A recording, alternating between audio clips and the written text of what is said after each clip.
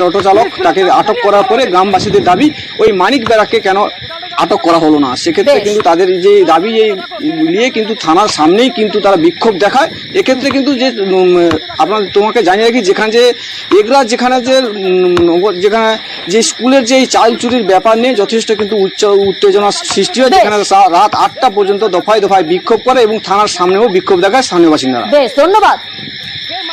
যিনি চাল চুরি করে নিয়ে যাচ্ছিল উনি তো বলছেন স্কুল থেকে নিয়ে গেছে। আমি তো বললাম আপনাকে যে এটা রাজনীতি চক্রান্ত, এছাড়া অন্য কিছু না। তো আপনার স্কুল থেকে কি করে চাল বেরোলো? আমার স্কুল থেকে আমি তো নিজে বলছি যে আমি যতক্ষণ ছিলাম কোনো চাল বেরোয়নি।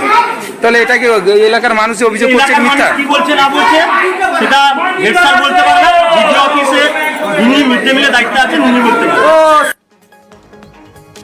প্রত্যন্ত গ্রামে স্কুল, আর সেই স্কুলেই অনন্য নজির। কেন বলছি? বাগদা সরকারি স্কুলে প্রযুক্তির আলো।